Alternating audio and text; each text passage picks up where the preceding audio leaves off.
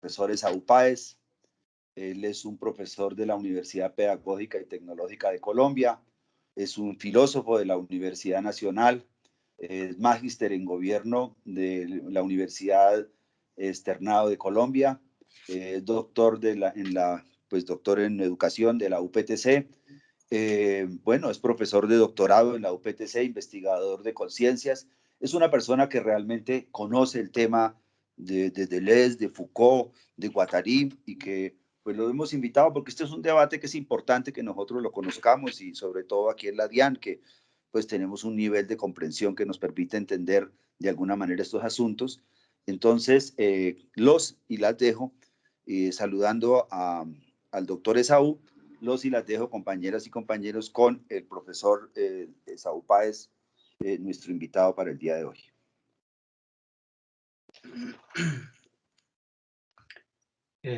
Buenas tardes. Entonces, por favor, Esaú, tiene la palabra.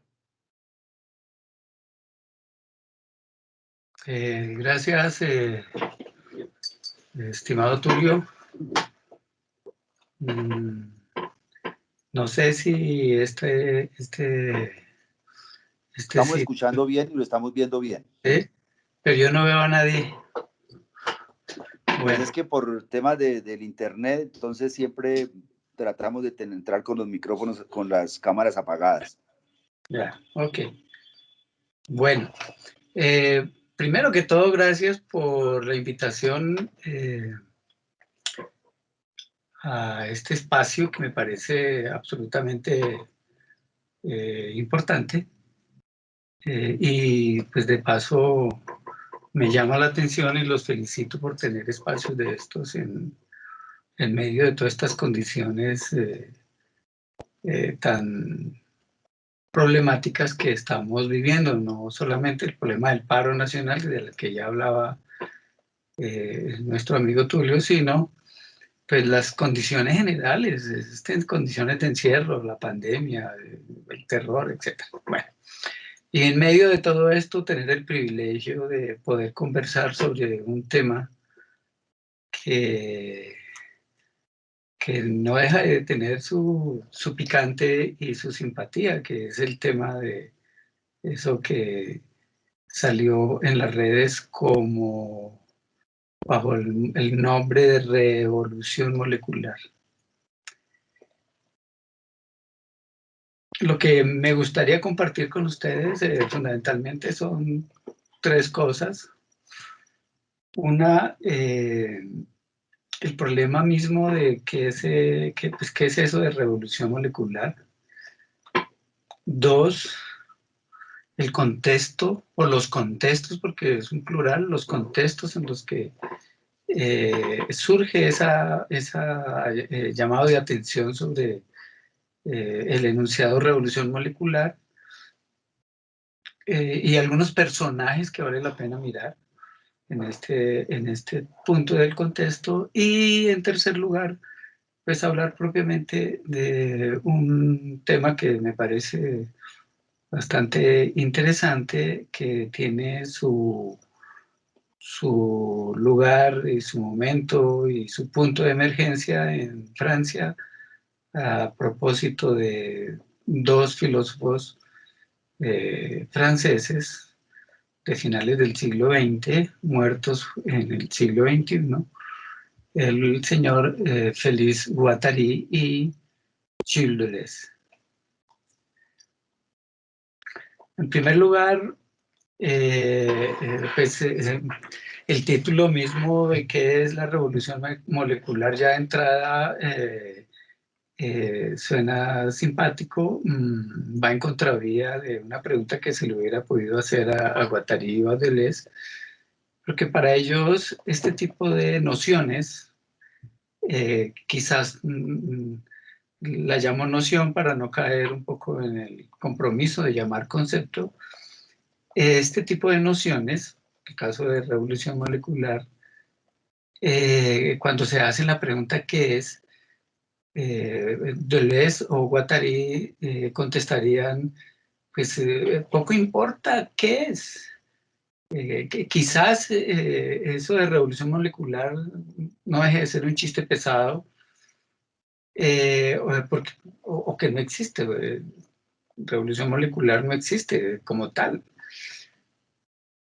Entonces, esa pregunta de qué es, que es muy platónica, ellos la invertirían y la volverían a propósito de qué es que esa noción surge y se vuelve visible, a propósito de qué es que fue enunciada, cuál es el lugar en que esa noción fue enunciada y una pregunta terrible, ¿y para qué?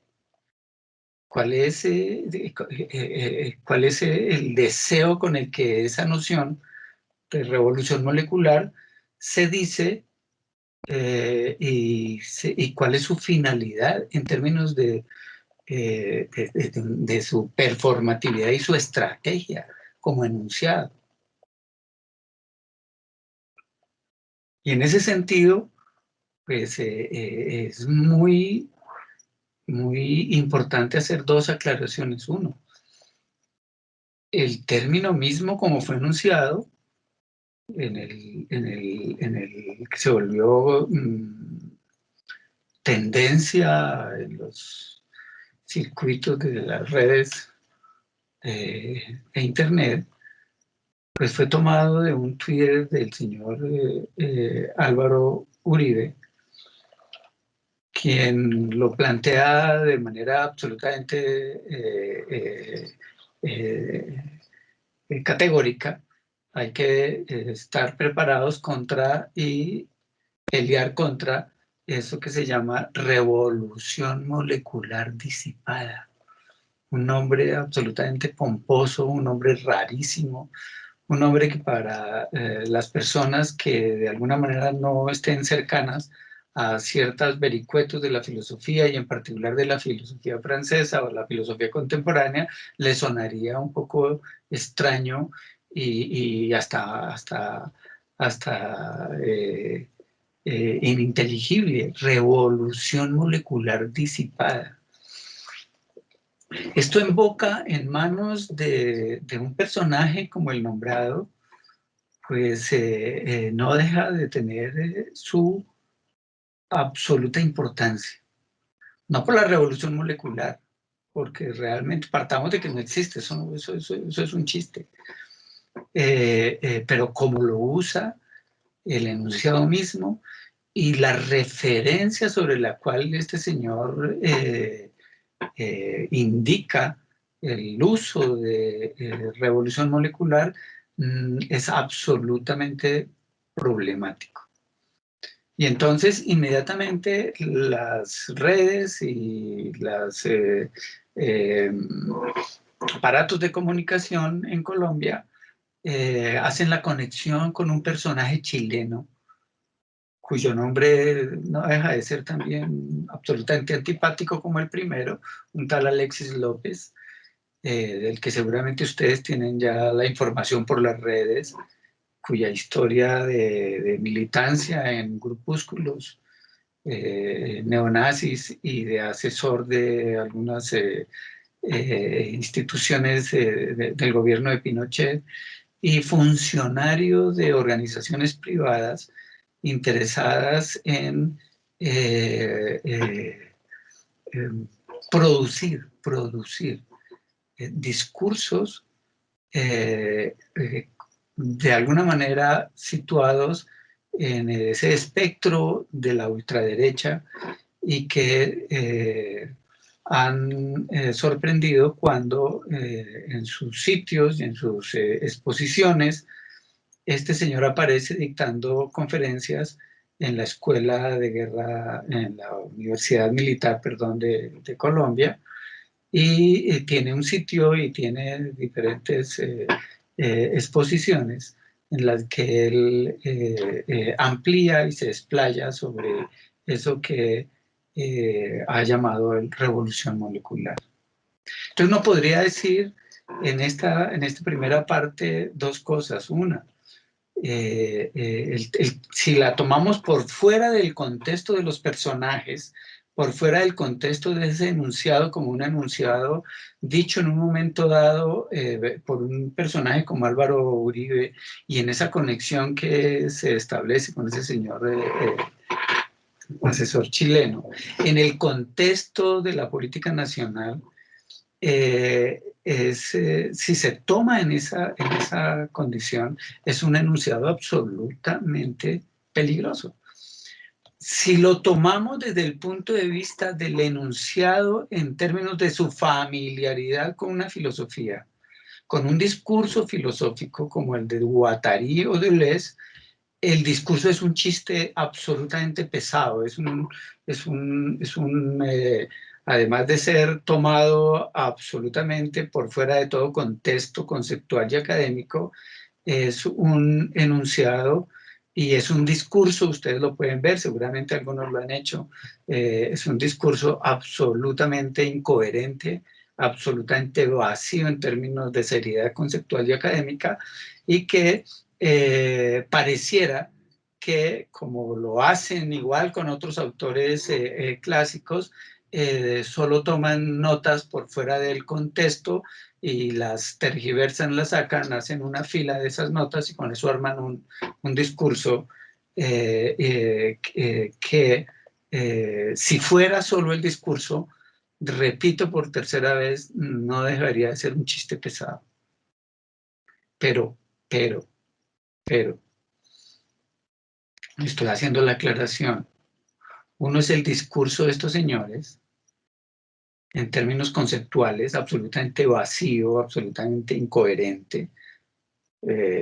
Yo diría, y con el perdón de ustedes, que es una especie de salpicón estúpido de unos, seguramente escuchó que algunos textos o leyó por encima algunas solapas de libros de autores o le puso a algún ayudante para que hiciera alguna selección de notas y con eso armó un discurso con el que se está ganando la vida el señor chileno, pero que en boca y en el aparatico Twitter y las redes del señor Uribe se convierte en un operador terriblemente fuerte y peligroso, o que por lo menos habría que establecer esa interrogación, eso en ese lugar, en boca de este señor, en las redes y funcionando de esa manera, ¿qué es lo que significa?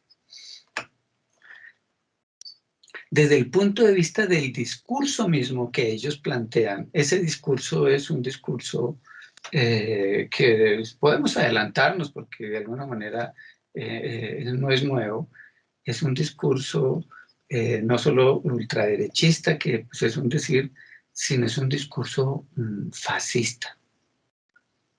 ¿Y qué implica ese enunciado puesto en ese lugar y transmitido como fue transmitido en el contexto de un paro y de una experiencia de acontecimiento que es absolutamente novedoso, fuerte, profundo y serio como el que actualmente en Colombia estamos viviendo en términos de lo que se ha llamado el paro nacional. O si ustedes quieren, volteando un poco la perspectiva, es una valoración sobre la gente en la calle, la gente que te está protestando en la calle, la gente que está gritando en la calle, la gente que está ocupando la calle, la gente que cansada seguramente no solamente del encierro pandémico, sino cansada del cinismo con el que los gobernantes han asumido el manejo de la política contemporánea en Colombia, han explotado y salido a ejercer un derecho que es, comillas, propio de la existencia de las democracias en nuestras sociedades occidentalizadas. Y es un derecho que se ha ganado y la gente la ha ganado y las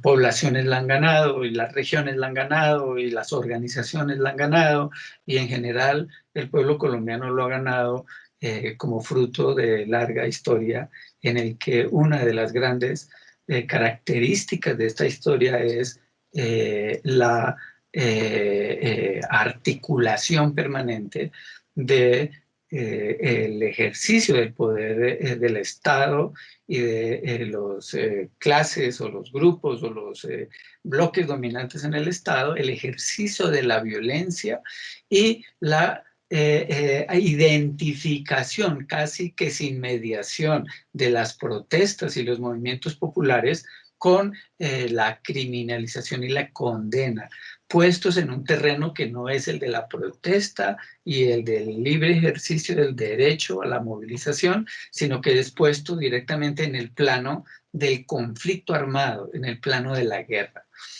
Esto no es nuevo en términos duros. Esto es parte de la historia de 200 y pico de años en Colombia, en la que la violencia siempre ha estado como recurso primero y recurso permanente en el ejercicio de la política colombiana.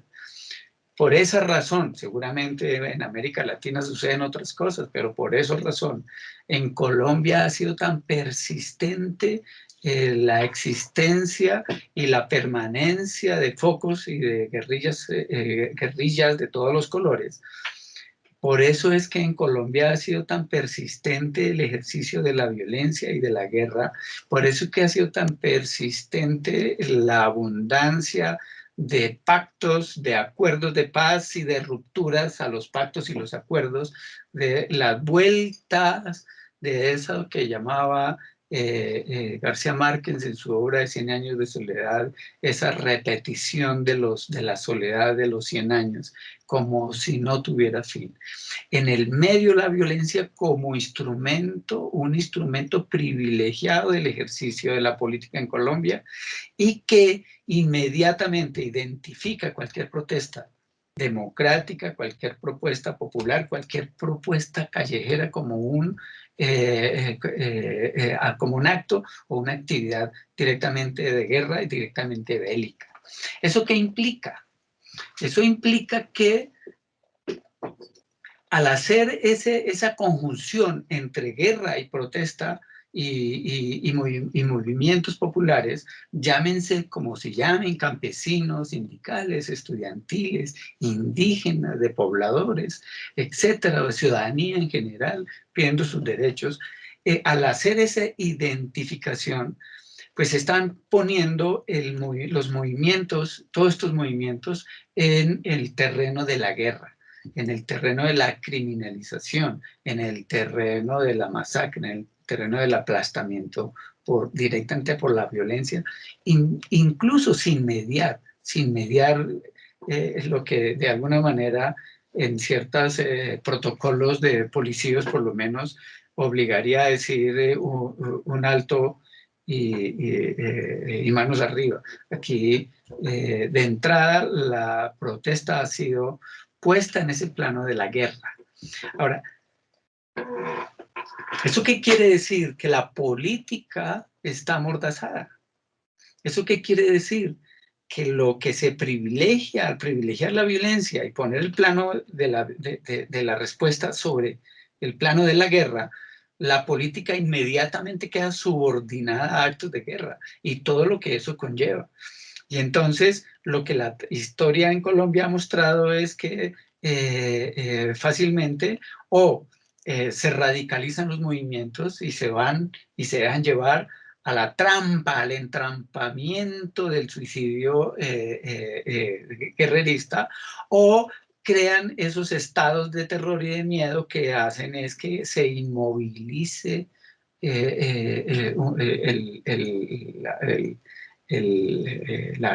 se inmovilice los sectores y los movimientos populares en medio del miedo y del terror. De alguna manera, esa sobrevaloración de la guerra implica que se pone en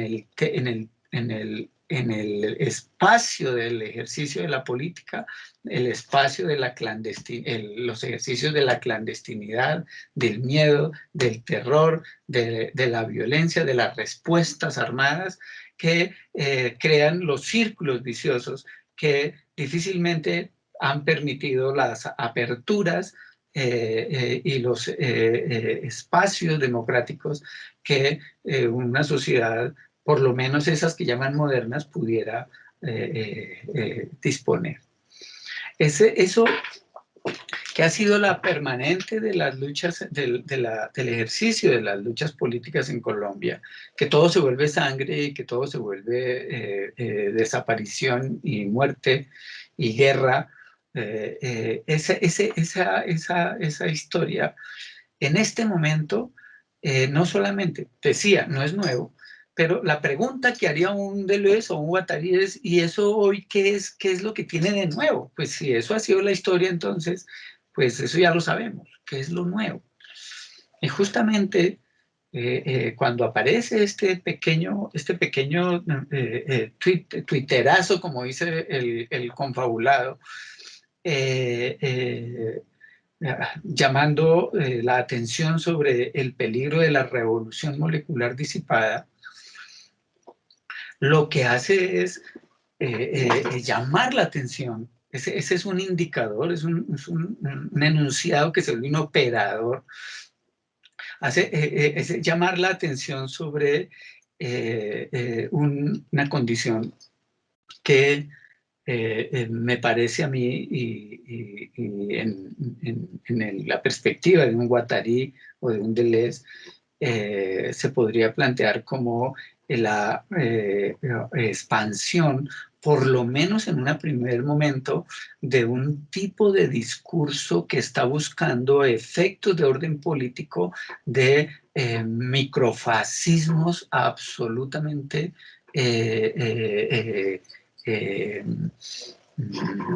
yo no digo nuevos, sino de nueva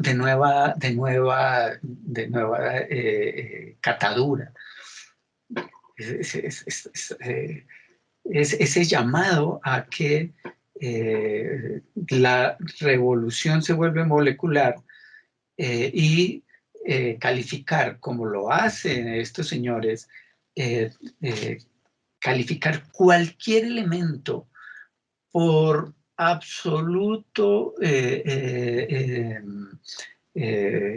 por prosaico que sea, por pequeño que sea, de calificarlo en un conjunto de operación de guerra y de planificación de guerra revolucionaria, como si todo lo que se moviera y se hiciera y se dejara de hacer estuviera planteado en un plano absoluto de una planificación, de una revolución, que para los paranoicos de este discurso, que es paranoico, lleva ya algunas décadas de desarrollo, hasta tal punto que se atreven a decir que no solo Chile, sino Colombia, el Ecuador y los Estados Unidos están ya entrando en ese periodo de pruebas y de éxitos en la famosa revolución molecular. Es llamar, lo peligroso de hoy y lo nuevo es que la política ya no está solo centrada en la puntualización de los movimientos en estricto rigor de protesta y de lucha popular, sino que incluso los detalles más tontos, los detalles más cotidianos podrían ser clasificados en un momento dado como parte constitutiva del desarrollo de una planificación de la famosa revolución molecular.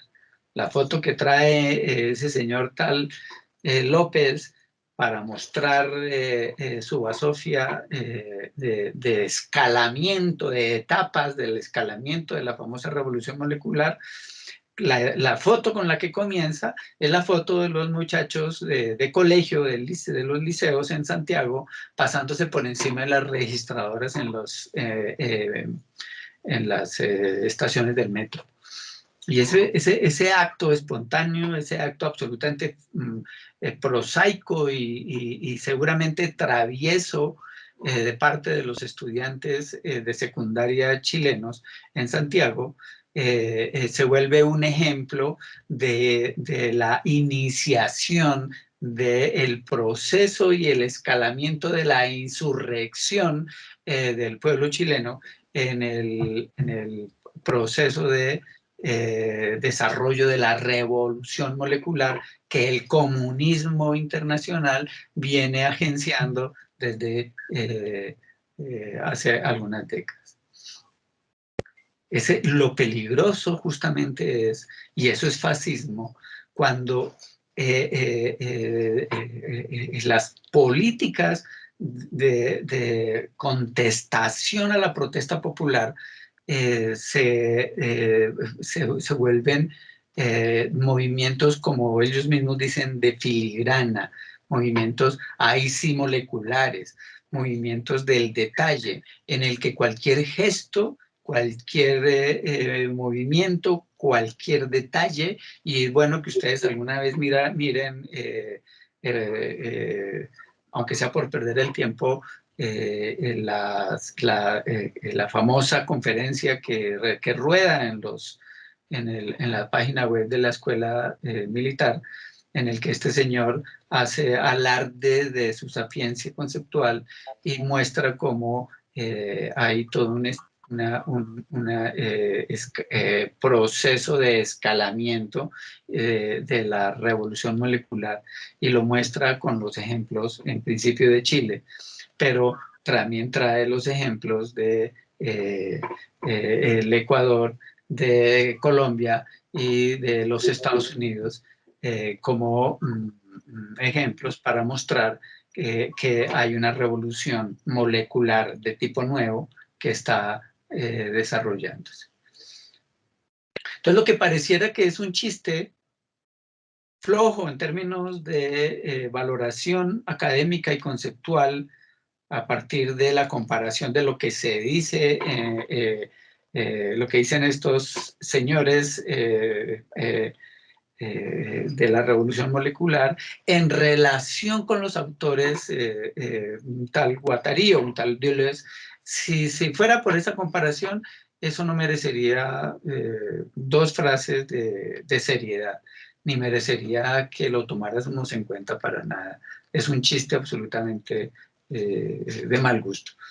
Pero si lo tomamos no en términos de la comparación conceptual o académica, sino en términos de cómo se puede convertir este discurso en un operador de política, y de una política absolutamente paranoica, porque es que es absolutamente paranoica el calificativo que se le puede dar a esta política. Si se vuelve, si se hace el análisis de este discurso como un operador político, más que como un discurso de orden conceptual o de orden analítico, derivado de la interpretación buena o mala de una filosofía o de una postura filosófica de determinados autores, si fuera en ese plano, no merece la seriedad de ponerle aquí y gastar tiempo en esto. No merece. Es absolutamente pésimo, malo, es una estupidez. Pero desde el punto de vista del enunciado y la posibilidad de esos discursos convertidos en operadores políticos, es absolutamente peligroso, porque lo que se está agenciando es un discurso y un conjunto de efectos que ese discurso, que ya los está generando en términos de prácticas muy conocidas, y que lo que harían en Colombia sería de profundizar y de copar, hay 100 palabras de ellos, copar como prácticas y como políticas microfascistas. O sea, si uno se devuelve un segundo y ve a quienes les está hablando el señor S. López, a quienes le habla el señor Uribe cuando habla, independientemente de nuestros gustos o no, él está hablando a millones de personas, y sus enunciados no son enunciados ni ingenuos, ni enunciados como diría yo, que los encontré por el camino, ¿no? Son enunciados que han sido pensados. Así no sepa en el fondo de qué se trata, pero son enunciados que al tomarlos y decirlos en la plataforma, como se dice, crean efectos políticos. Y esos efectos políticos se vuelven de muchos órdenes, y hablemos de Deleuze y de Guattari en ese sentido. Pueden ser efectos políticos de gran magnitud, que se vuelven líneas fuertes y líneas molares, como diría el señor Deleuze o Guattari, líneas molares, que ahondarían la protesta, por ejemplo, que radicalizarían grupos grandes, que convertiría eso en toda una discusión en términos de los medios nacionales, que obligaría a pronunciamientos institucionales y de Estado, de los partidos, etc. Pero también ese enunciado crea efectos absolutamente casi que individuales. Mire, estamos aquí algunas personas y yo hablando de un término que tiene por origen un Twitter de un dirigente político que lo toma en cuenta y lo lanza al aire. Y eso, este es un efecto. Y es un efecto, es un efecto y un ejemplo de efecto molecular. Esos pequeños consultas al Internet, ¿y eso qué quiere decir? Si ustedes revisan y hacen una comparación entre la cantidad de consultas de lo que se llama revolución molecular en las páginas web desde el año pasado, del comienzo de este año y del último mes, ustedes van a encontrar una curva absolutamente ascendente en el último mes a partir de el enunciado que aparece en el Twitter del señor mencionado. Y ese es un ejemplo seguramente tonto, pero en política microfascista no hay tonterías. Ese efecto, ¿qué está diciendo? Que ha creado toda por lo menos, una onda de acciones. Porque en ese sentido los discursos, cuando se vuelven operadores políticos, crean ondas de acciones. Y esas ondas de acciones es una especie de resonancia, que es el adjetivo que utiliza Deleuze y Guattari para asignárselo a la actividad del Estado, pero también a la actividad de los centros de poder. Esa resonancia, son ondas que se reparten, y son ondas que de una parte se reparten y se vuelven ondas fuertes que afectan los grandes discursos, las grandes organizaciones, las instituciones, los partidos hablando y contestando, las organizaciones sindicales tomando decisiones, mandando cartas, etcétera, o armando foros como estos, o las pequeñas preguntas y curiosidades de ir y preguntar al señor Google quién es ese tal revolución molecular disipada, y eso de dónde salió, y eso cómo se come, y quién es ese tal Guattari, y quién es ese tal Alexis López del que están haciendo mención, que es un conferencista de lujo, de historia neonazi, invitado por la escuela, por la Universidad Militar en Colombia. ¿Y a quiénes les está hablando allí? A coroneles, a generales, a capitanes, a profesores, a decanos, a directores de programa de la universidad. Y eso, ¿y qué es lo que está diciendo? ¿Y cuál es el énfasis con el que está hablando? ¿Cuál es la profundidad de lo que está diciendo? Nada más no es en los términos de si lo está diciendo en serio o no lo está diciendo en serio, o si está interpretando bien al tal Guattari o al Deleuze, sino cómo esos enunciados, en ese contexto, en ese espacio, en esa condición, se vuelve un operador performativo de una política, que es absolutamente lo que yo califico desde el comienzo como un efecto de orden político terriblemente peligroso. O sea, los discursos solos no no hacen daño, no hay problema. Pero cuando ese discurso, y eso es Deleuze y también Guattari, cuando ese discurso se instala en un contexto, en un escenario, se dice, se emite en medios y lo valida personajes que se suponen son personajes que de alguna manera, como sus nombres propios lo pueden indicar, se vuelven operadores políticos. Y esos operadores políticos ya no tienen que ver si el discurso es bueno o es malo, si es consecuente o no es consecuente con un Guattari o un Deleuze o la filosofía o etcétera, sino hacia dónde es que estos discursos están tendiendo, cuál es como una flecha disparada, cuál es la orientación de esa flecha en términos de cuál es el blanco que está buscando. Y esa acción del discurso vuelto operador político, que además no es nuevo tampoco, es el oficio de los medios, es el oficio de las propagandas, es el oficio de los directores de orquesta, de las comunicaciones, de los partidos y de los políticos y de las distintas fuerzas en el mundo. Esos discursos, cuando se vuelven operadores, la pregunta siempre es ¿a dónde están dirigidos?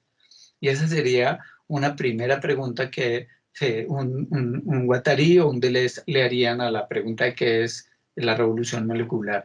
Dicho en dónde, en qué escenario y en qué direcciones que fue disparada esa afirmación o esa advertencia de prepararse para el ascenso de la revolución molecular disipada. En primer lugar, este es el primer punto que quería conversar, a cuento de que eso es revolución molecular y que tiene que ver con un contexto que es el contexto nuestro, que seguramente es mucho más complejo, pero que yo considero, y no me canso de repetirlo, tiene dos problemas. Uno, desde el punto de vista de la relación con los filósofos que nombran esa cosa que se llama revolución molecular, ese discurso no es serio. No es un discurso académico, no es un discurso, digamos, que haga el ejercicio de leer a estos autores. Y entonces no merecería 2 minutos de perder el tiempo. Pero desde el punto de vista de este discurso como un operador político, en el lugar dicho por quien lo ha dicho y en las circunstancias que están dichas y en el contexto en que está dicho, ese enunciado se vuelve un enunciado absolutamente peligroso y absolutamente problemático. No es nada más ni nada menos que agenciar eso que se llaman los microfascismos y las prácticas microfascistas acompañadas como parte de la sazón de un ambiente de guerra y de un ambiente de violencia como elemento justificatorio para responder a los gestos y a las protestas y a los movimientos que en justo derecho las sociedades, en sociedades democráticas, pueden hacerlo, y en particular en nuestro país.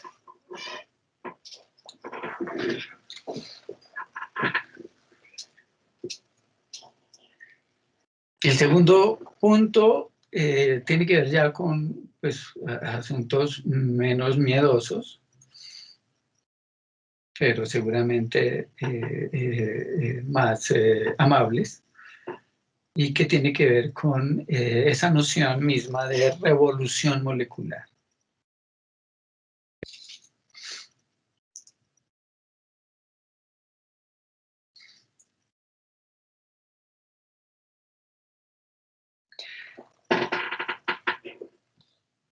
Y planteémoslo en términos también de un contexto. y de unos personajes en ese contexto.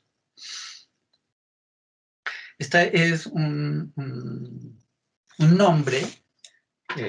Guattari dice, puede ser ese o cualquier otra, el nombre es lo de menos, lo dice el cacique textual. Es un nombre que se inventa para calificar lo que Guattari en los años 70 va a tratar de conceptualizar bajo ese título, es un artículo realmente, ese título de revolución molecular.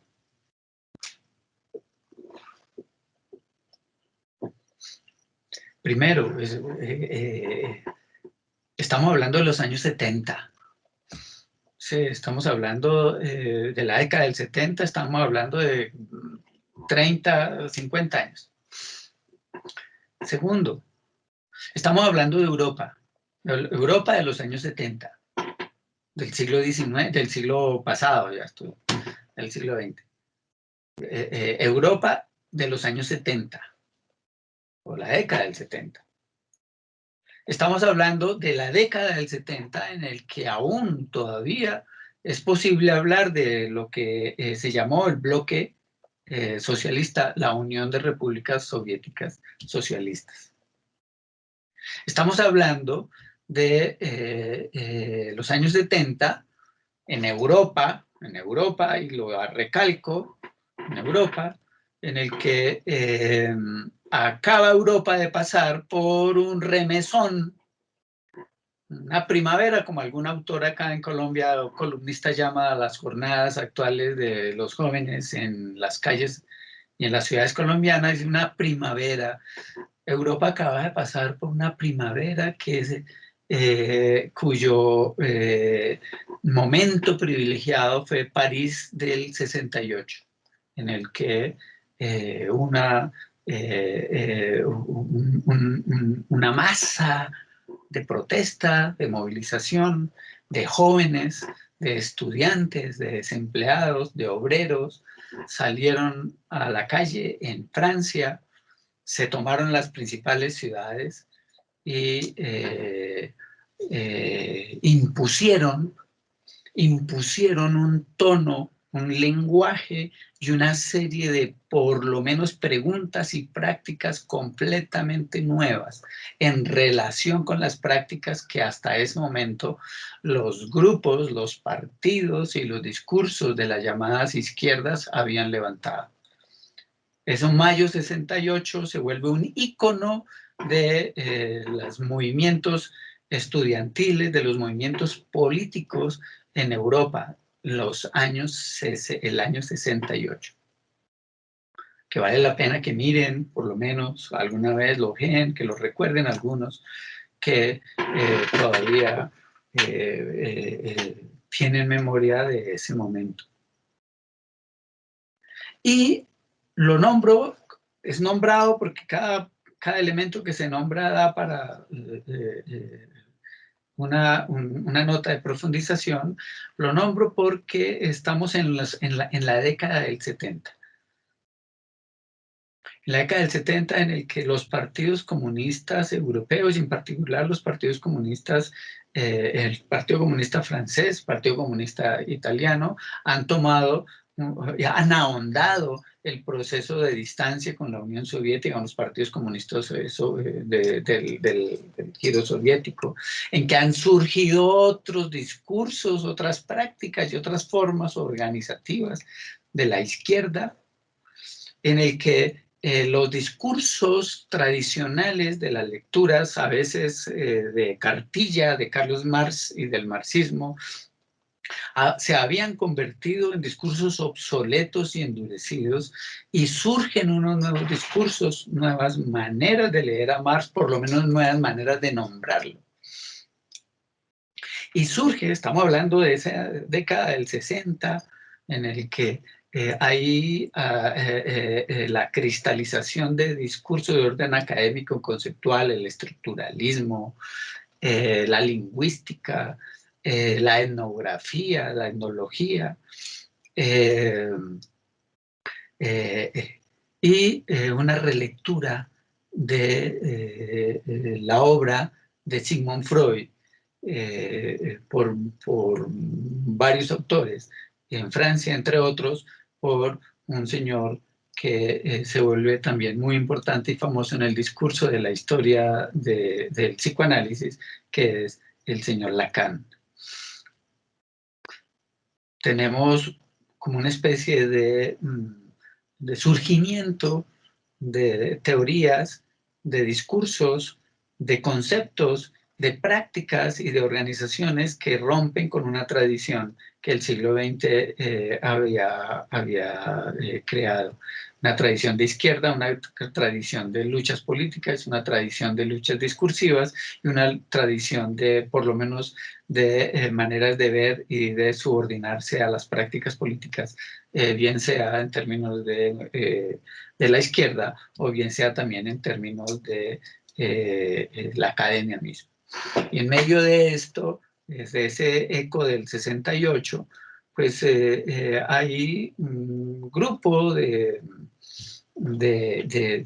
académicos, de intelectuales europeos, y en particular pues, los franceses, que logran captar por lo menos cierto aire de eso que pasó en mayo 68 y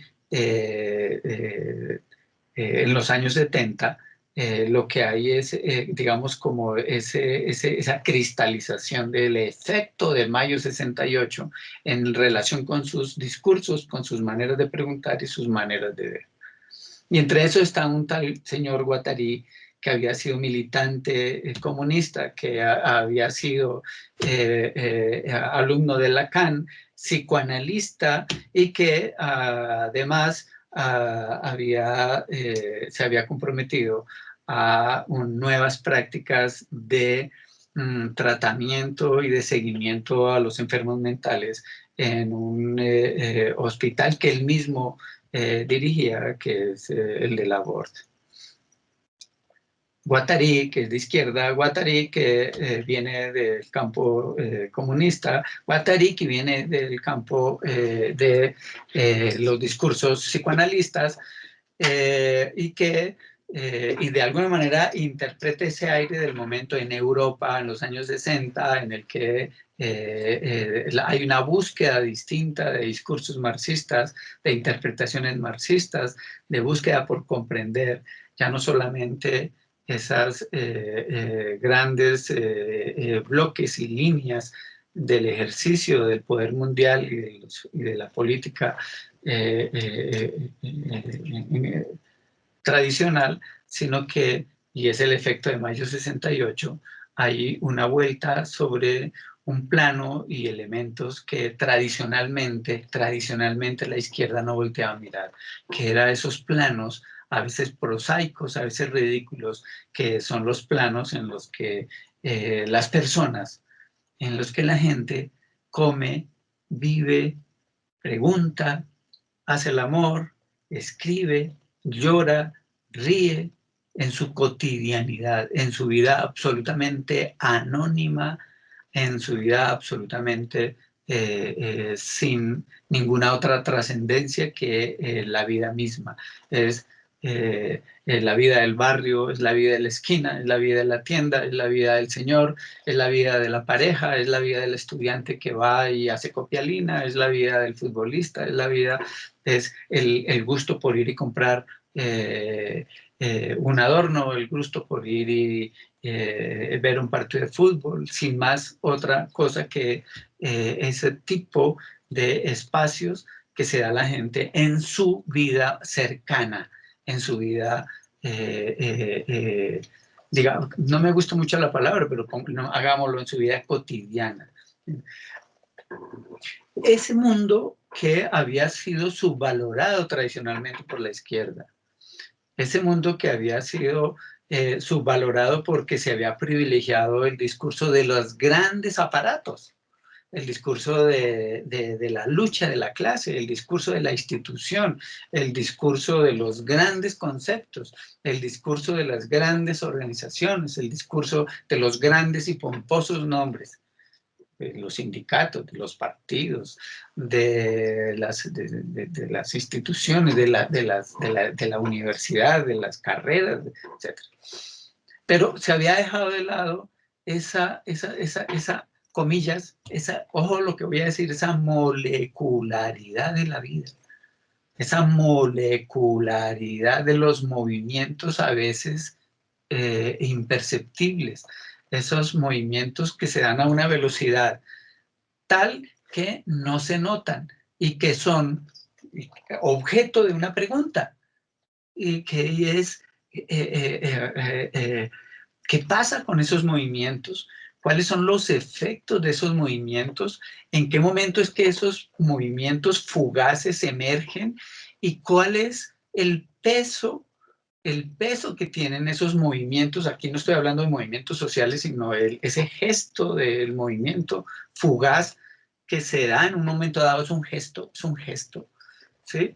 Que se da, de cuando acá empezaron a volverse visibles las poblaciones gay, las poblaciones LGTB, las poblaciones negras, las poblaciones. ¿En qué momento un pantalón, el uso de un pantalón se vuelve un desencadenante de una discusión política? Las mujeres conquistaron el pantalón, las mujeres se ganaron el derecho a usar pantalones de pantalón, ¿sí? Y eso fue una lucha.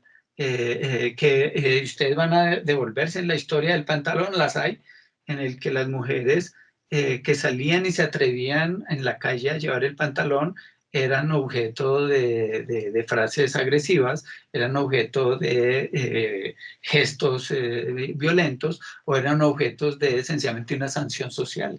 No merece la pena mirar a esa señora, es indecente porque usa pantalones.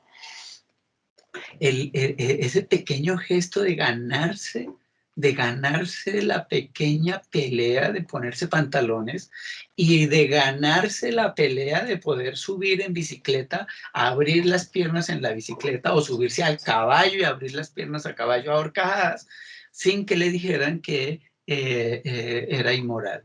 Son los pequeños movimientos, son los pequeños gestos que se van reproduciendo, que se van produciendo, y que en algún momento dado, por supuesto, autores como un Wilhelm Reich, que es un psicoanalista de los años 30, 40, es capaz de mostrar bajo la forma de esas pequeñas prácticas, bajo la forma para él, de espacios en el que el deseo se amordazaba y se ejercía bajo la forma de la represión, que además es un concepto psicoanalítico derivado de la teoría de Freud, el de la represión. Pero estos pequeños movimientos son los que se vuelven visibles y hacen que surjan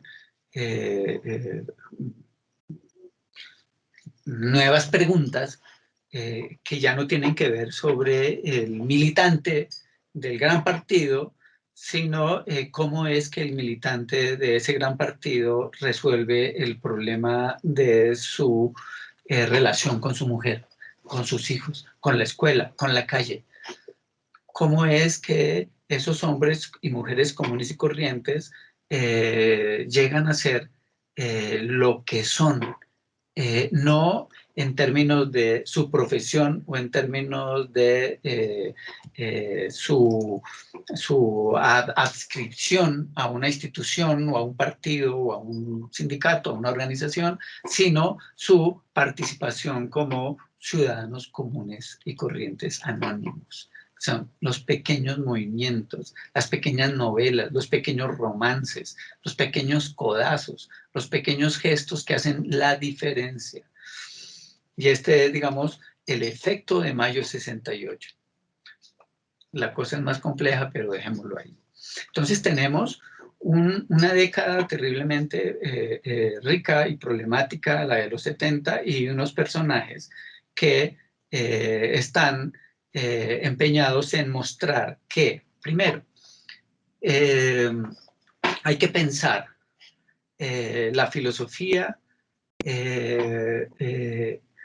con otras herramientas distintas a los discursos del endurecimiento y la parafernalia académica.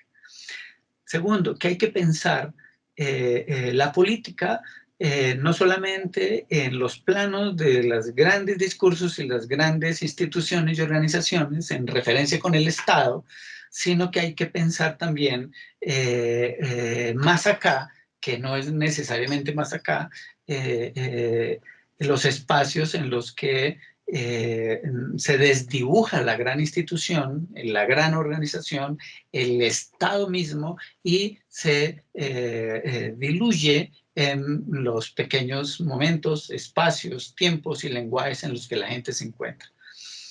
Y cuarto, cómo, digamos, visualizar una especie de geografía nueva en la que ya no sean las instituciones de orden piramidal, de orden vertical, en el que siempre hay un centro arriba que manda, que orienta, que planifica, y abajo toda una base que repite, imite, obedece y hace. Ese modelo de la verticalidad, ese modelo de la pirámide, que es el modelo calcado de los modelos modernos de la figura del Estado. ¿Cómo pensar la política por fuera de esos modelos de verticalidad y por fuera de esos modelos piramidales, en la que la política se vuelve una profesión, una especialidad, y se escala, esta palabra se escala, ¿sí? De acuerdo con privilegios y de acuerdo con estatus que crean unas nuevas comillas, nuevas castas, nuevos privilegios, nuevas clases, etcétera, y que no dan lugar a lo que llamarían los franceses en su Revolución Francesa a las voces del pueblo llano. Y sexto, cómo repensar la revolución, hasta ahora la nombro, la revolución, que no obedezca a ese esquema que el siglo XIX y principios del siglo XX vendió y endureció, que es la revolución, que llamaban por etapas. Primero agenciamos la crisis, alentamos a la espontaneidad de las masas y a la insurrección. Luego, comillas, esta es una frase que es de combate de los años 60 y 70, nos tomamos el poder y luego organizamos una sociedad nueva. Esa sucesión, esa etapería, esa etapa, esa forma de etapas que con el que se interpretó el modelo de revolución que se supone, que no lo es, por supuesto, se supone era marxista, y que se atenía a una especie de visión temporal de sucesión primero, segundo, tercero, y que en cada etapa se suponía había un afán, y ese afán se agotaba, y solamente cuando se agotaba ese afán, en la siguiente etapa se veía cuál era el afán de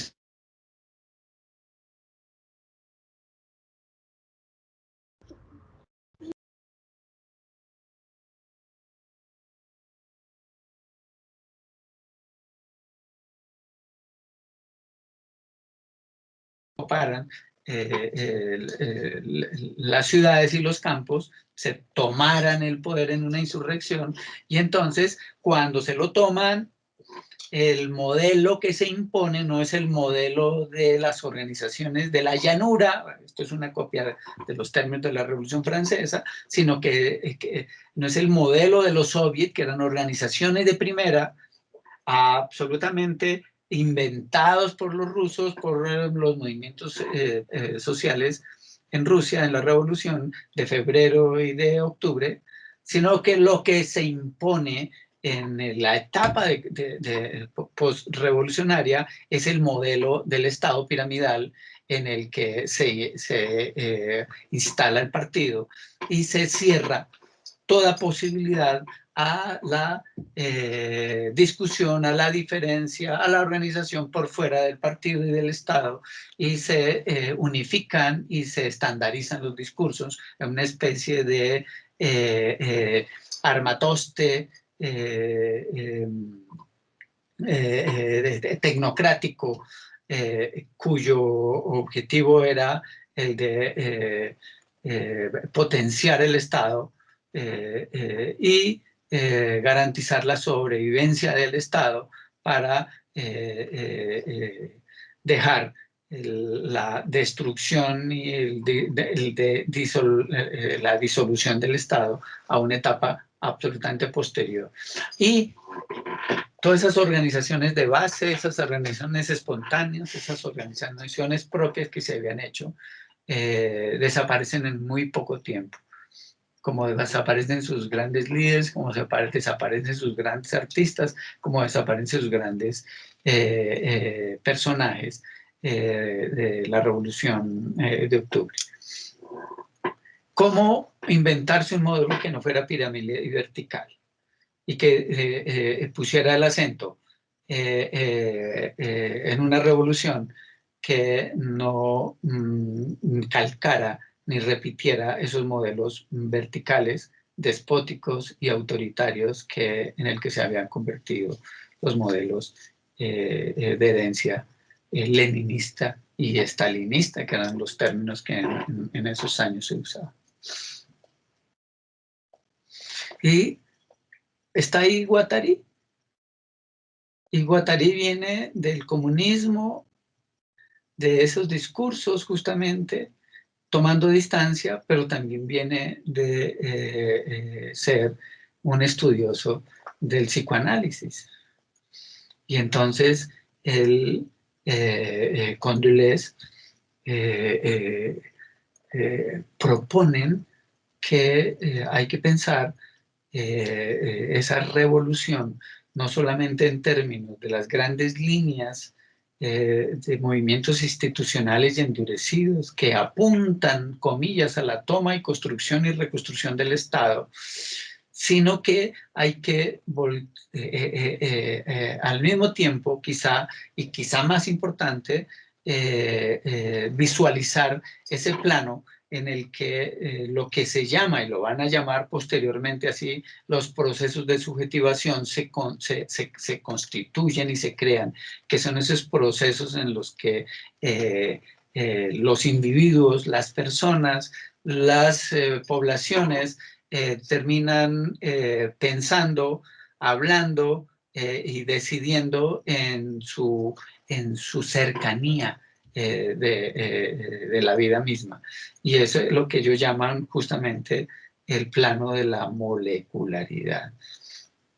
Que no es que sean los planos cotidianos, que no es que sean los planos pequeños, sino que son los planos en los que transita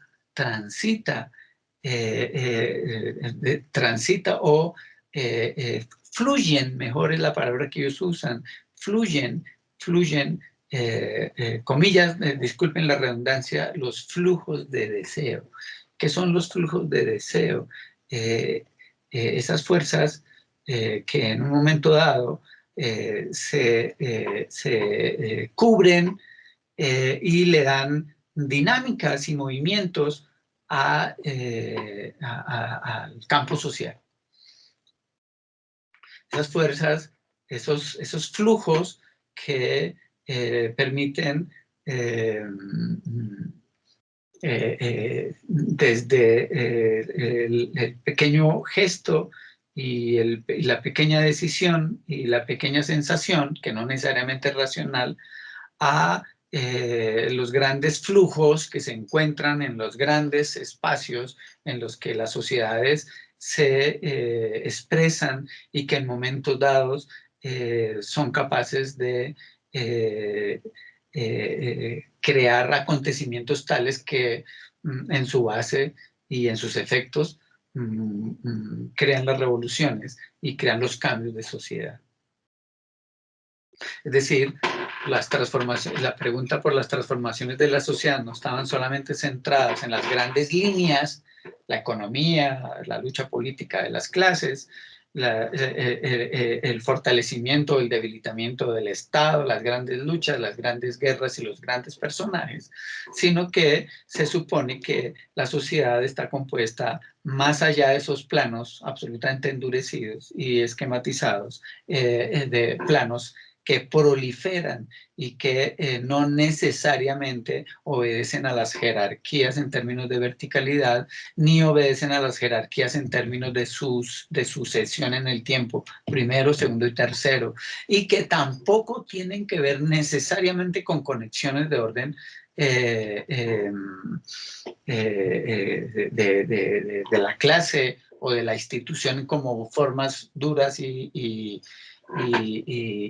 fuertes, sino esos espacios, hace un rato decía el profesor Tulio, esos espacios de micropoder, esas porosidades, los poros, esas porosidades en las que las instituciones, las grandes espacios endurecidos de las organizaciones y del Estado, de los discursos y de las disciplinas, esos grandes discursos, esas porosidades que siempre existen y que permiten justamente por esas porosidades que pasen flujos que no están necesariamente contenidos en términos de contención en esas instituciones o esos planos endurecidos, pero que son porosidades que permiten que las sociedades, comillas, respiren, que las sociedades, comillas, se agiten, que las sociedades de alguna manera puedan tener su propio halo de vida y sus propios espacios, por lo menos de apuestas a la libertad y a las utopías.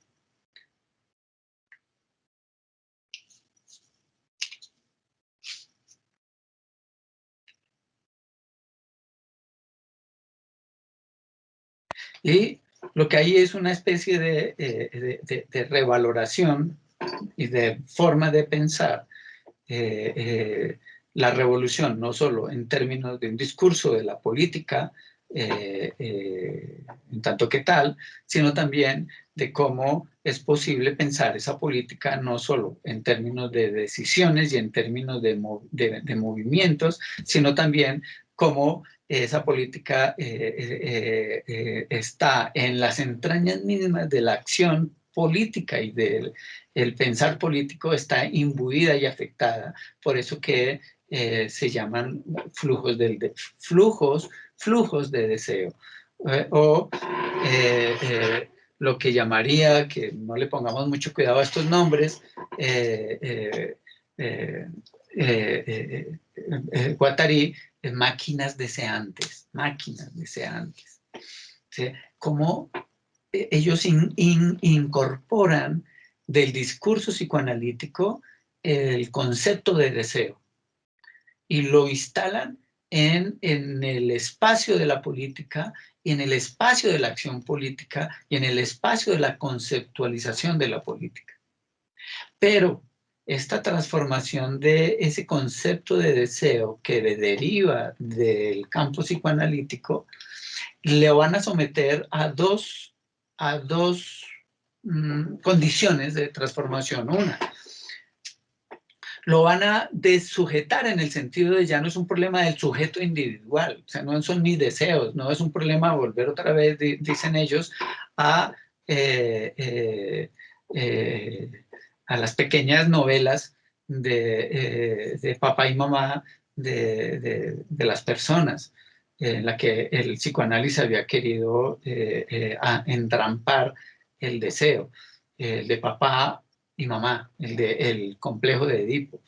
De mi papá como signo y como símbolo de la autoridad, mi papá como esquema que me permite pensar la autoridad y el Estado, mi papá como condición de entrada para poder entender la ley, mi papá como condición, por lo menos simbólica, para poder entender la norma. ¿Cómo desfamiliarizar esa idea del psicoanálisis, que el deseo queda entrampado en la relación papá, mamá e hijo y todas sus pequeñas novelas? Que es desfamiliarizar, es de alguna manera es romper, es robar, es atrapar, es escapar del discurso, comillas, de la familia nuclear burguesa, el de papá, mamá e hijo, y sacar ese concepto de deseo que se inscribe y se mueve en el inconsciente, que es un inconsciente individual y colectivo. Ese concepto de deseo, cómo sacarlo de la tríada familiar, papá, mamá e hijos, de la novela, de la telenovela familiarista y privada, y sacarlo a la calle, sacarlo a la plaza, sacarlo al mundo en el que se ejerce y se desenvuelve los poderes, la política, el mundo de la sociedad. Y entonces ese concepto de deseo va a ser sometido a ese proceso de, digámoslo en términos, ellos no usan esa palabra, pero pongámosla en términos de socialización del concepto de deseo, de desfamiliarización del concepto de deseo. O si ustedes quieren, es poner el deseo en la calle, y aquí calle es en el público, en otro espacio que no es el espacio de la alcoba, donde sufren sus telenovelas papá, mamá y el hijo. Primero, el deseo, entonces, lo vuelven no flujos de orden ni subjetivo en términos del sujeto individual, ni flujos de orden de familiaridad. Y lo ponen como flujos de orden social. Dicen es la sociedad. Es que cuando el pequeño, el niño, un ejemplo clásico, que ve desde la ventana y quiere salir a la calle y ve a un caballo en la calle, el esquema psicoanalítico es siempre buscando dónde está el papá y dónde está la mamá. Y Guattari y Deleuze van a decir, ahí no hay papá y mamá, ahí lo que hay es un afán por salir a la calle, ahí lo que hay es un afán por intervenir en conexiones que no tienen que ver con papá y mamá, tienen que ver con la política, tienen que ver con el deseo de experimentar su cuerpo en otro lugar, de experimentar sus paseos, no en la alcoba de la mamá, ni el papá, sino en la calle. La segunda que tiene que ver con esa transformación del concepto de deseo es que para el psicoanálisis el deseo estaba siempre sometido a mecanismos de represión, y entonces había que reprimirlo. La primera gran prohibición, dicen, ateniéndose a esquemas mitológicos, es la prohibición del incesto. En el fondo, el deseo es un problema, es un flujo cuya tendencia es a romper y a escaparse, pero que todas las, comillas todas las sociedades tienden a poner talanqueras, a poner filtros y a normatizar, a ponerle ley. Y esa forma de ponerle ley al deseo es reprimir el deseo. Y entonces toda la construcción conceptual del psicoanálisis alrededor del deseo está tendida sobre el concepto de represión. Y entonces todo se vuelve represión, porque el deseo, y el deseo casi que por definición, desde el punto de vista del psicoanálisis, es un flujo que tiende siempre a escapar. Es un flujo que desactiva, es un flujo de ruptura, es un flujo de huida, es un flujo de escape, es un flujo de sumergirse en las aguas sucias, es un flujo de lanzarse al vacío. Y entonces se supone que esa tendencia, esa tendencia de los flujos de deseo, hay que normalizarlos, normatizarlos, porque entonces no sería posible la constitución y la creación de la sociedad, no sería posible la constitución del sujeto, no sería posible la constitución de los espacios y las jerarquías y los distanciamientos de los espacios, el del papá, el del mamá, el del tío, el de la alcoba de la mamá, el de la alcoba del niño, el de la alcoba de la niña, el de los zapatos y los colores de la niña, el de los juguetes del niño, etc. Y entonces, cada vez que el deseo se escapa y amenace con desactivar los aparatos de represión, ese deseo hay que redoblarlo en su normalización, en su normatización y en su represión.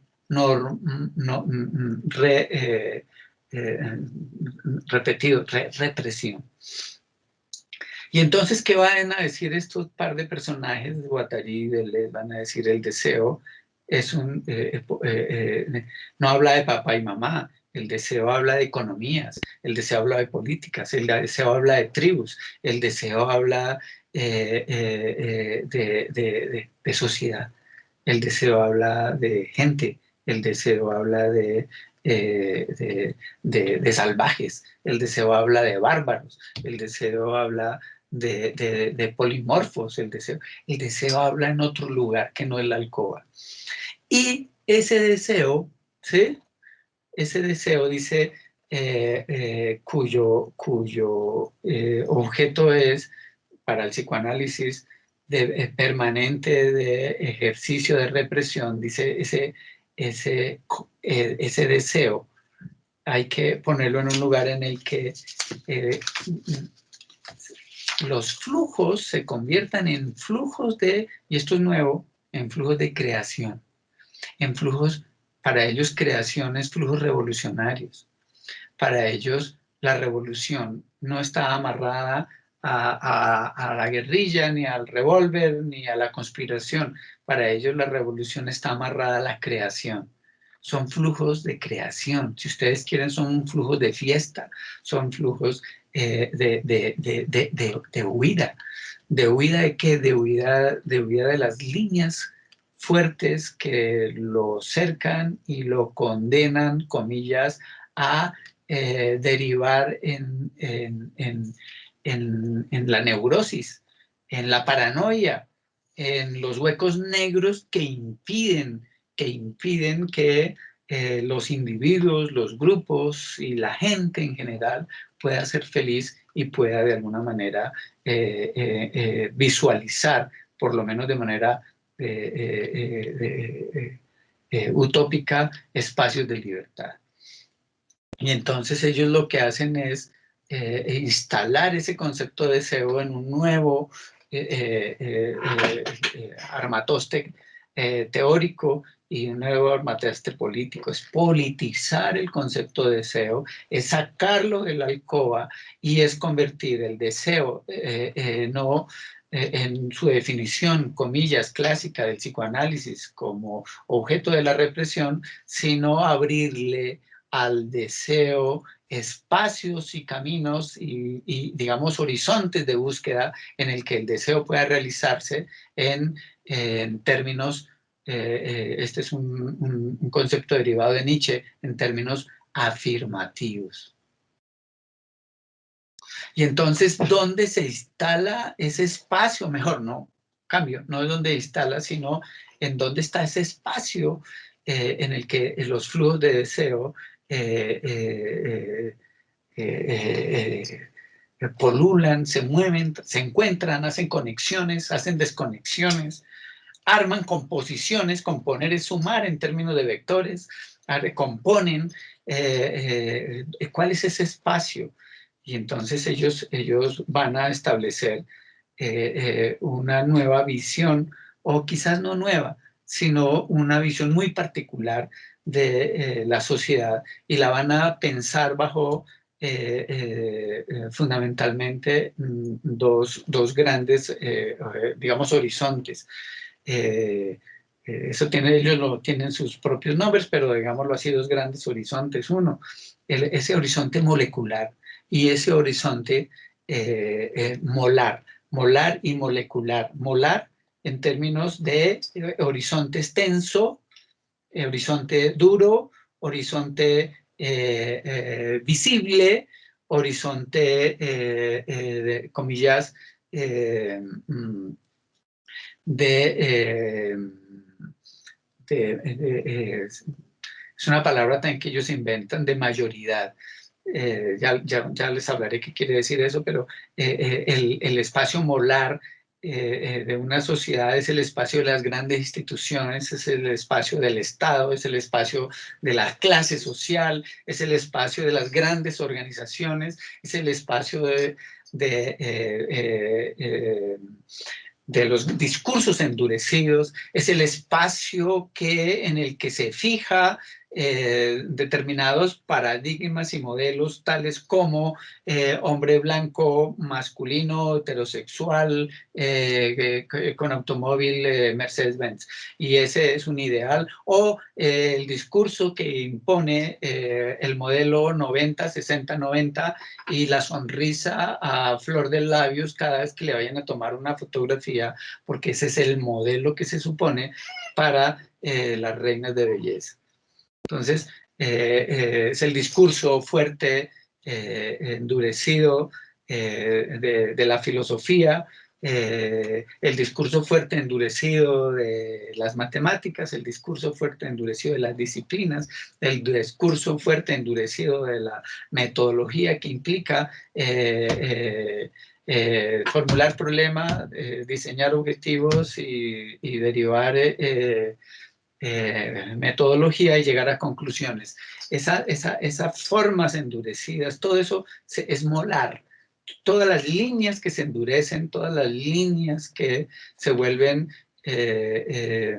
líneas de institucionalización, líneas de estatización, líneas de macroorganización, son líneas molares.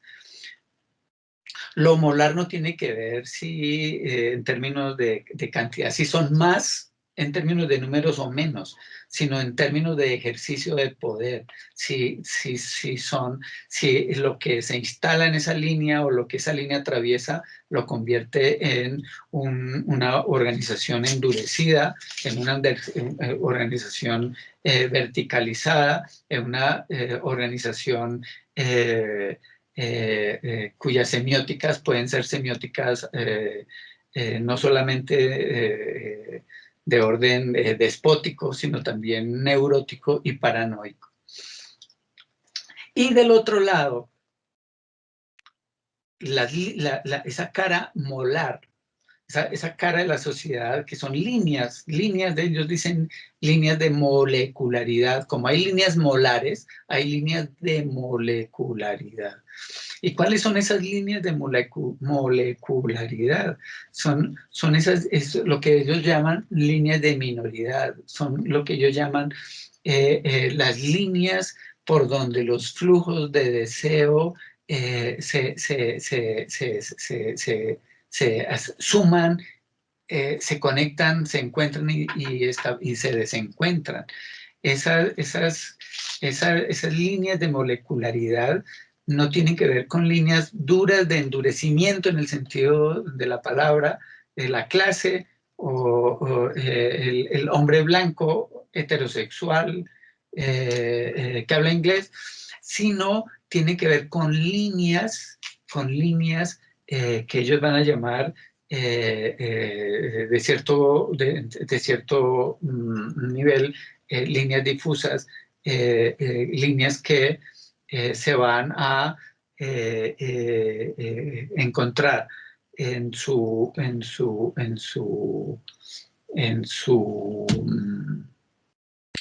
particularidad, ellos llaman en su singularidad, ¿sí? Lo que los hace completamente diferentes y de ocupar un lugar, un espacio y un momento y una manera. O cómo se juntan, pero no se juntan en líneas de molaridad, sino se juntan en líneas de molecularidad, que ellos van a llamar ese espacio de la molecularidad, son las líneas de las masas. Y entonces van a distinguir entre, por ejemplo, clase social y masas. Y no las van a identificar. Y entonces van a decir eso que en el nivel de la línea molar se afirmaría como clase social, que es una línea molar y dura. En la línea de molecularidad, la composición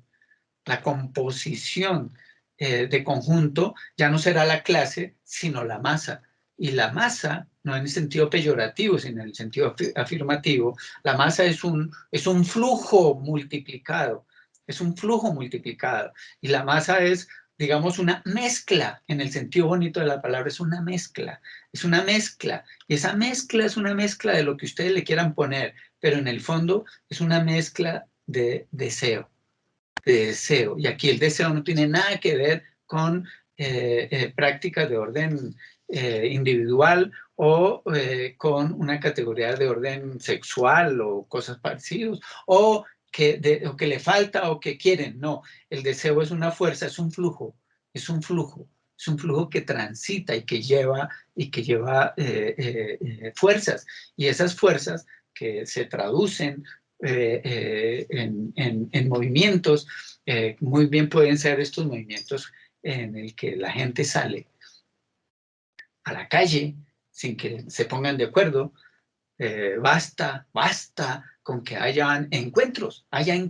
¿Y qué es lo que se encuentran? O sea, en un momento dado se encuentran comunicaciones, se encuentran medios, se encuentran tecnologías, se encuentran pretextos, se encuentran algo que ya Kant, el filósofo alemán, miraba en la Revolución Francesa. Se encuentra una cosa que él le llamaba la atención: entusiasmos.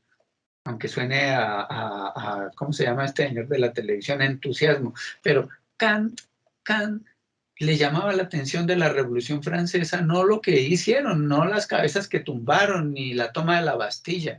Lo que le llama la atención a Kant de la Revolución Francesa, y él lo deja consignado, es el entusiasmo con el que la gente sale.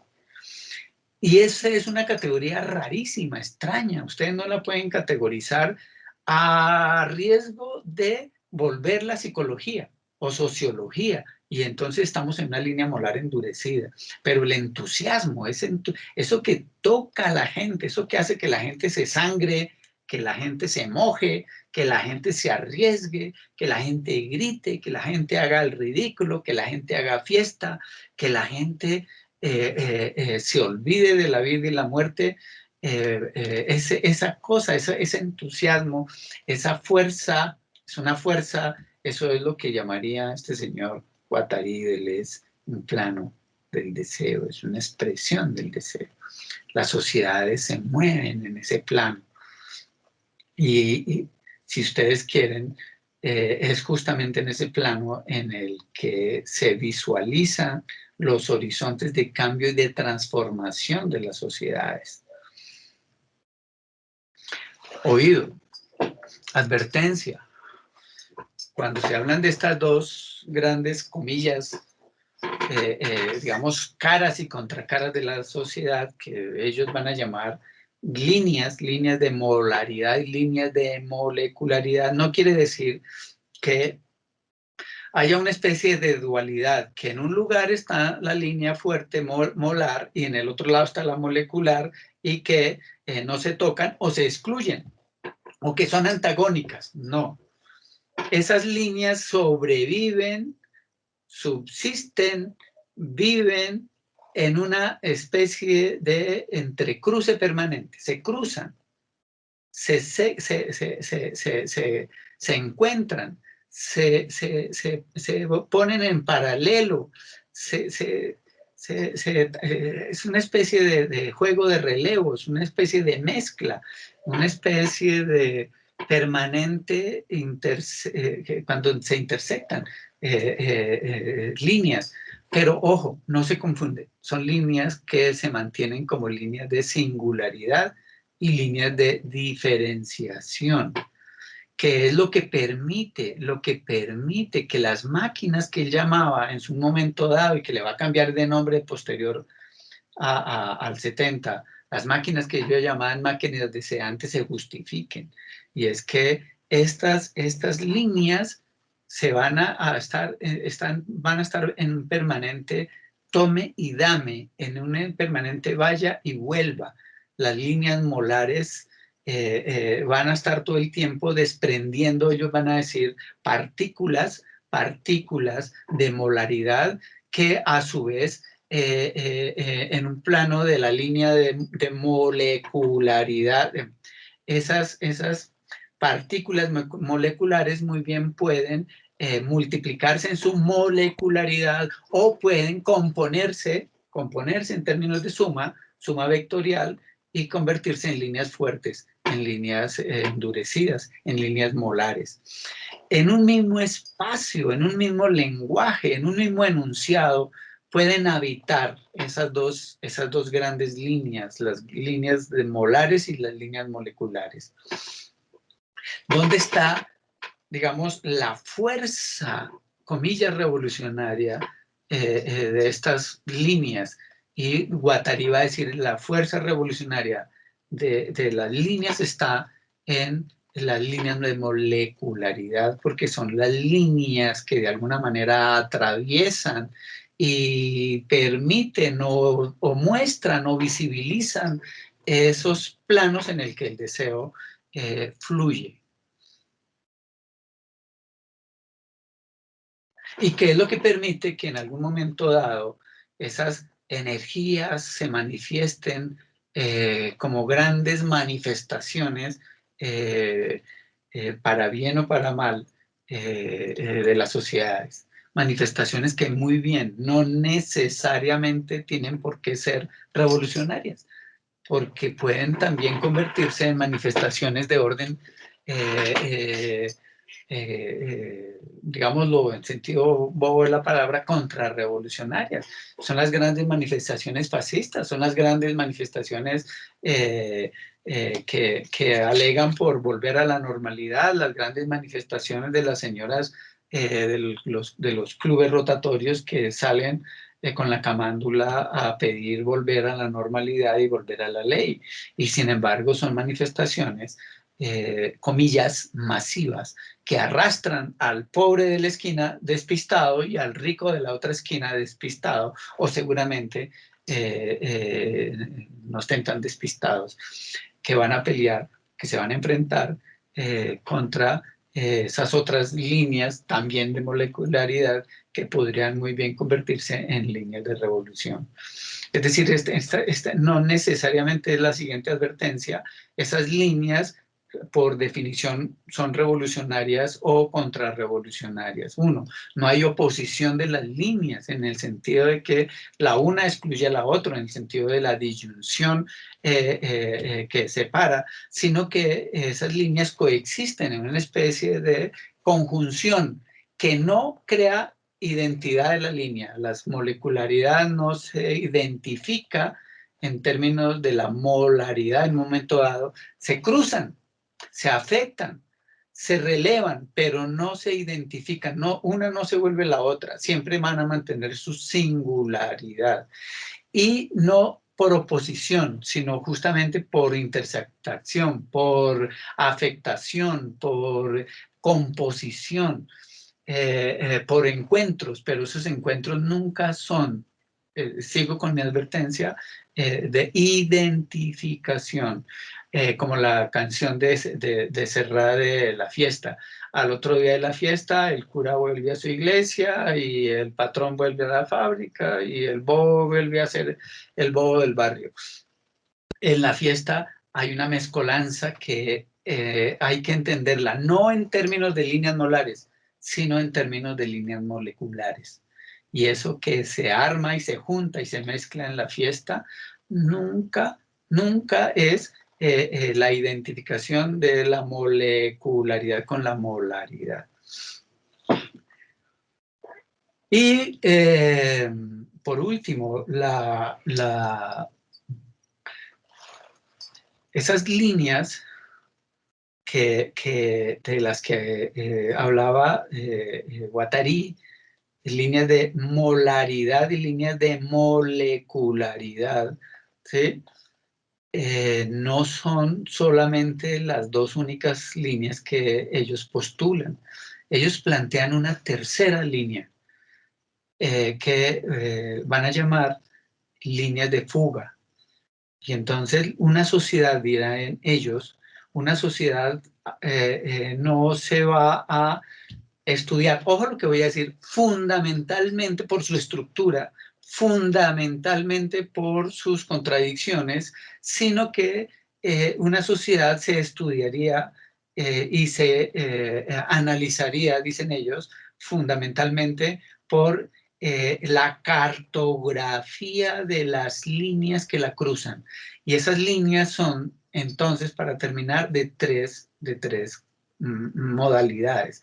La línea molar, que es la endurecida, que es la línea del Estado, que es la línea de la jerarquía y de la verticalidad.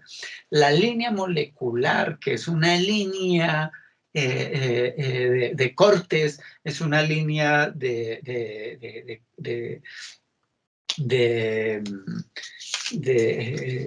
minoridad, y una tercera que es línea de fuga, que es, digamos, una línea díscola. Toda sociedad tiene sus líneas díscolas, sus líneas que hacen pataletas, sus líneas que no se dejan atrapar, no se dejan poner medallita, ni se dejan someter al escarnio del aplauso. Son líneas que siempre están en permanente, dicen ellos, fuga, son líneas de fuga. Y esas líneas de fuga, para terminar, son esas derivas del campo social en el que en un momento dado una línea de manifestación del campo social se puede convertir, ojo, en una línea de derivación, de creación, de afirmación, de fiesta y seguramente de revolución, o en el otro una línea de abolición y de muerte. Lo que estoy concluyendo, lo que el fascismo clásico alemán, por ejemplo, muestra con el comportamiento de la sociedad alemana, el comportamiento del partido nacional socialista y el comportamiento del Estado Mayor de la guerra, muestra que Alemania se dejó llevar por una línea de fuga que se convierte en una línea de abolición suicida, que es el fascismo, que es el que hace, uno, que las masas, comillas masas, se enamoren del discurso fascista, porque el discurso fascista no es un discurso autoritario, ni es un discurso fundamentalmente molar. El discurso fascista es un discurso molecular, es un discurso que apunta al deseo.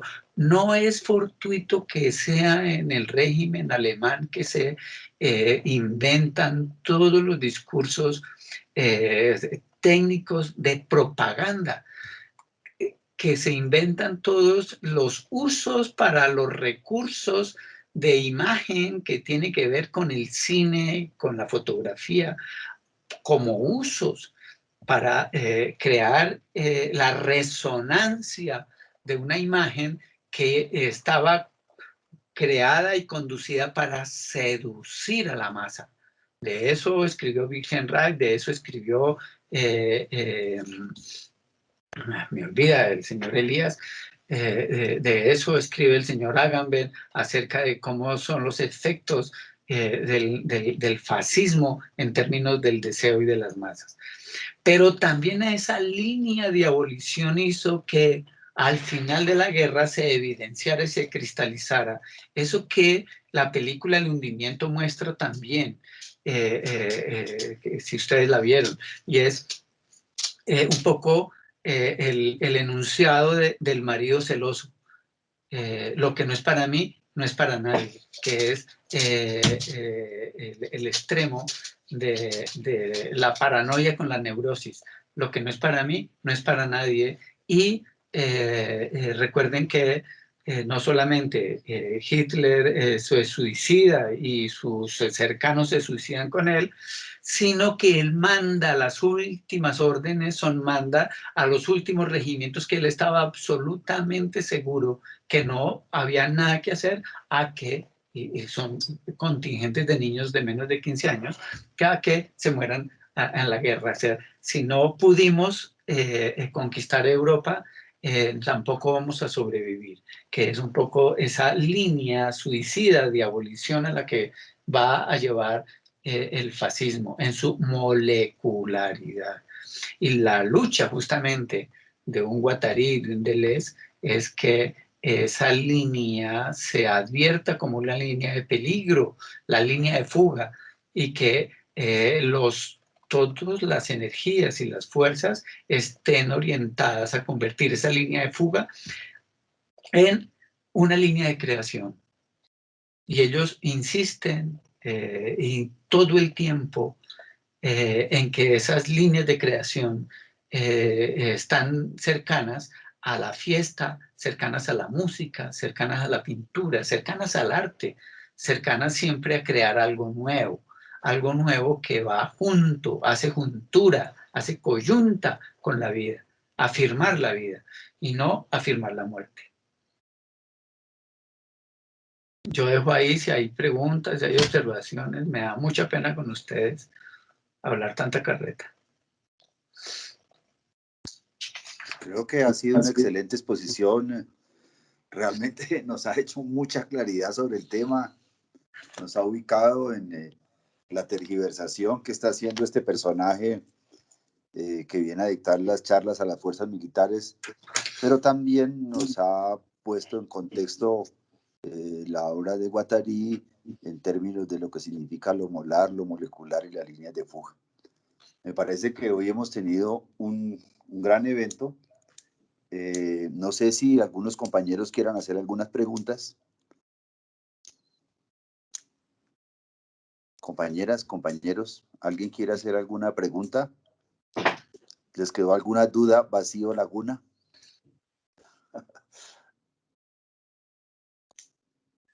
Tulio, yo creo que dudas no hay.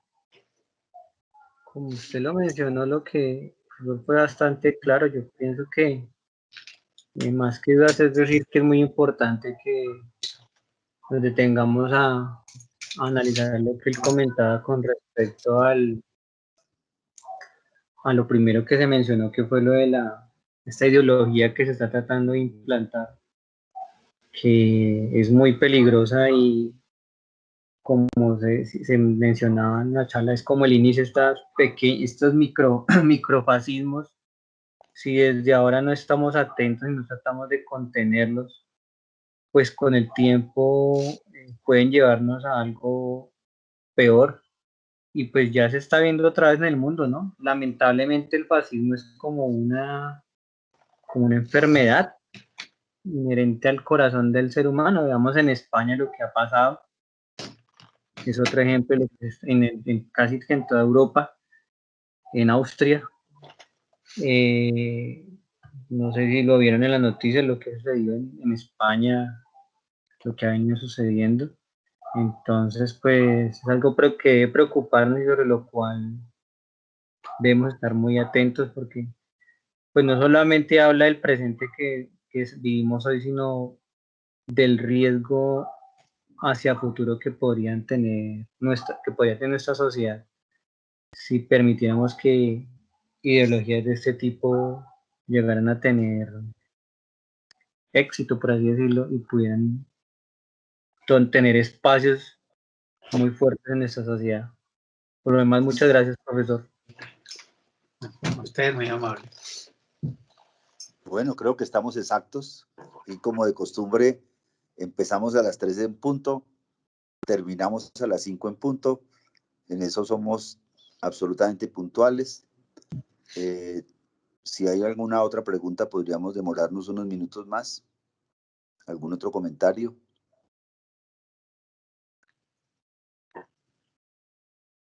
Bueno, si no hay nada más, entonces le agradecemos mucho al doctor Esaú Páez que nos haya acompañado. Lo felicitamos por su charla, muy buena realmente y muy aclaradora y muy didáctica, me parece a mí. A nombre de Ultradian le damos las gracias y los invitamos y las invitamos, compañeros y compañeros, para el próximo miércoles en nuestros habituales miércoles de la salud, donde trataremos otro tema central en esta coyuntura social. Muchas gracias a todas y todos y muchas gracias al doctor Esaú por habernos acompañado en la tarde de hoy. Muy amable, gracias a ustedes y hasta luego, que estén bien.